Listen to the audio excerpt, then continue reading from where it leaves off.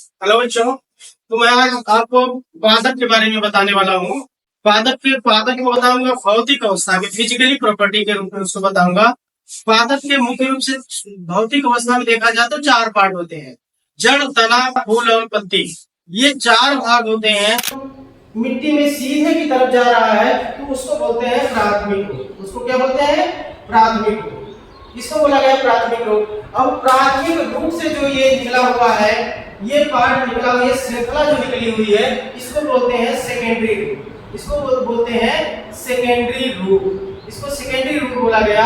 अब इस secondary root से जो शाखा निकलेगी, इसको क्या बोलेंगे? Tertiary root. इसको बोला जाएगा टर्सरी रूट। तो जो रेडिकल से एक स्थान से सीधे जमीन में, मिट्टी में चली जाती है, उसको बोलते हैं प्राथमिक रूट। और प्राथमिक रूट से जो शाखा निकलती है उसको बोलते हैं सेकेंडरी रूट। और सेकेंडरी रूट से जो शाखा निकलती है उसको बोलते हैं टर्सरी रूट। तो आइए रूट के एक एक भाग को हम स्टडी करते हैं, आपको बताते हैं। तो रूट के मुख्य रूप से देखिए 1 2 3 4, ये चार भाग रूट के होते हैं।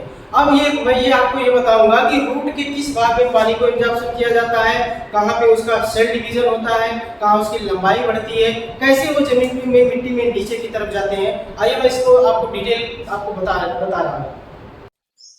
तो ठीक है बच्चों, देखिए इसके पहले वाली वीडियो में आपको बताया था कि रूट में प्राथमिक रूट किसको कहेंगे, सेकेंडरी रूट किसको कहेंगे और टर्शियरी रूट किसको कहेंगे। और रूट कहाँ से डेवलप होता है हमने बताया था, रेडिकल से।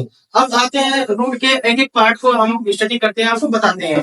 तो देखिए पहला पार्ट होता है मूल रूट, दूसरा है दीर्घीकरण, तीसरा है मेरिस्टेमिक समीकरण छेद और चौथा है मूल रूट। आइए मैं एक एक के बारे में आपको बताता हूँ। बच्चों देखिए मूल रोम का कार्य क्या होता है? मूल रोम का मुख्य कार्य होता है मिट्टी से जल को अवशोषित करना। मिट्टी से जल को अवशोषित करना, ये मूल रोम का कार्य होता है, जिसको अंग्रेजी में क्या कहते हैं? रूट गेयर। दूसरा है आपका दीर्घीकरण। दीर्घीकरण का कुछ काम नहीं है, इसका काम बस यही है, रूट के लंबाई को बढ़ाना। रूट के लंबाई को बढ़ाना इसका ये काम है। फिर आता बेटा मेरिस्टेमी सक्रियता। एक शब्द आप ध्यान दीजिएगा, मेरिस्टेमी। जहां भी मेरिस्टेमी शब्द आपको दिख गया, वहां आप ये सोच लीजिए कि यहाँ पर डिवीजन की क्षमता जरूर होगी।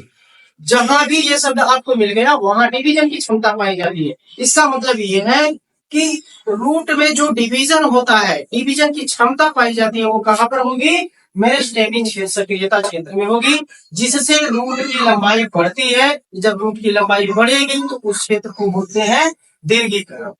फिर उसके बाद ये आता है मूल गोब।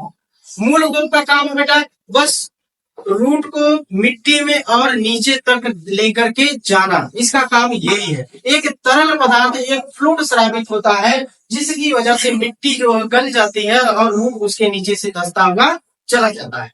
ठीक है, अब यही रूट जब पुराना हो जाता है, उसका डिवीजन करते करते करते करते एक अवस्था आ जाती है, जिस अवस्था में उसको बोलते हैं मूल रोम आ जाता है, एयर रोम आ जाते हैं। संरचना जो क्या करता है, मिट्टी से, मृदा से जल को अवशोषित करके पौधों को देता है।